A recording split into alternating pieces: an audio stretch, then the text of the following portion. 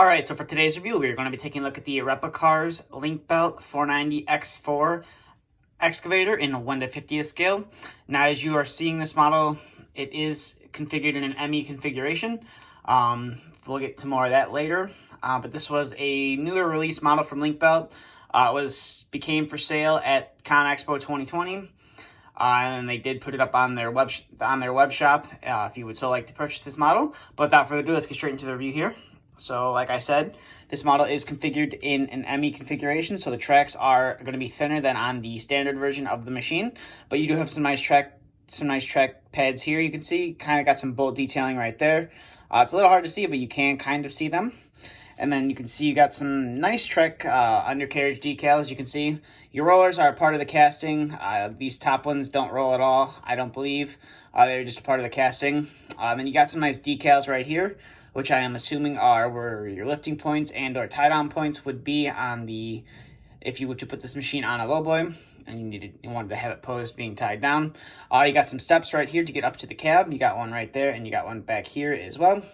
And now while we're on the topic of the cab, you can see you got a nice cab guard on the front of it. As you can see on top of the cab, there it is as well.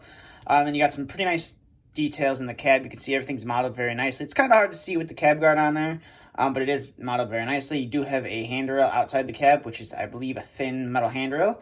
You want to be careful with that. You don't want to put too much pressure on that and break that off. You can see you got an antenna on top of the cab as well. You got some simulated latches, or some hinges, I should say, in the casting right there. And then you got a simulated latch right there to simulate where the door would open and close. And then you got a little compartment modeled very nicely right here. Not sure what this is used for on the real machine, but they did model it very nicely. It even has like a little keyhole modeled into the casting, which is very nice. And then I believe up here is the stopper for when you have the door swung open all the way. Now the model does have some catwalks. As you can see, they are painted black and they got some sort of a texture to them, which is nice. As you can kind of hear that right there. They aren't etched through, but they do look nice. And then coming to the side of the machine here, you got some nice vent work modeled very nicely in the casting. You got a nice latch modeled there as well. And then you got a nice 490X4 decal right there, which is nice. And then you have one of three cameras modeled there as well. And then on the engine cover, you can see you got some more simulated mesh work right there. Then you do have a handrail up here, which I do believe is a thin plastic. You want to be careful with that. Coming to the rear of the machine, you can see a nice counterweight. Got a nice big Link Belt logo on the counterweight as well. I'm not sure what this logo is, but they did model it very nicely.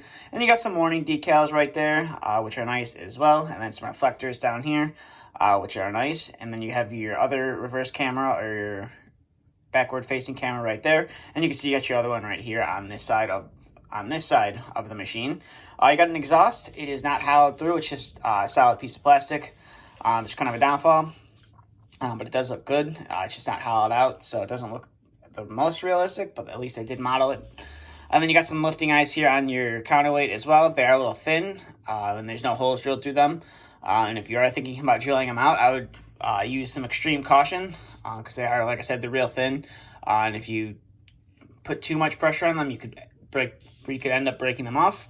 Coming to this side of the machine, you got some more engine vent work here modeled in the casting as well. Got another latch right there, and you got some more mesh work up here by your exhaust. And then you got some more of the plastic handrails, which do look nice. You can hardly tell that with the paint match that they did use on them.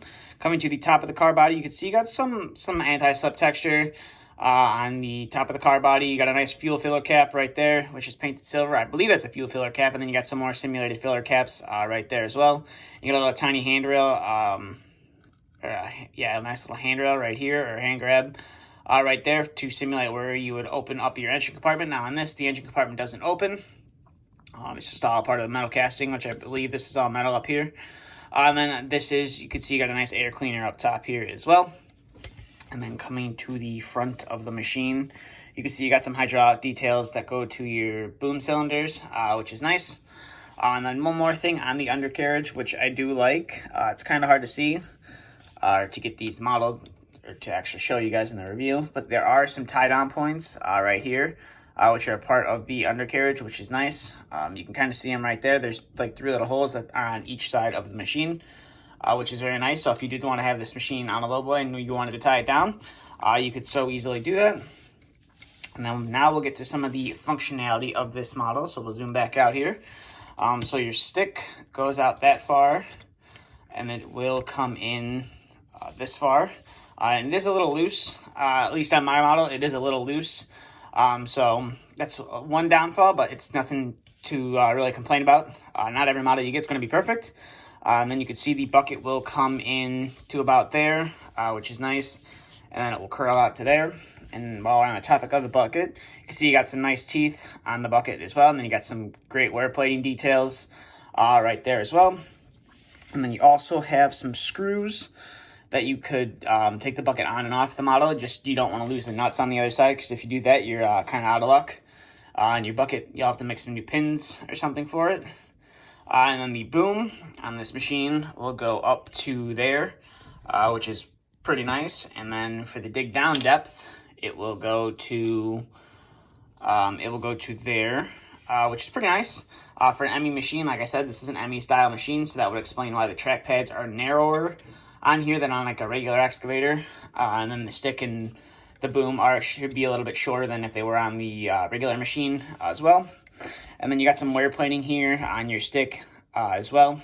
And then you do have the nice level of detail for the hydraulics that were modeled very nicely. You can see you got some arbor hoses here that run to your stick cylinder, and then you got some nice rubber ones up here as well.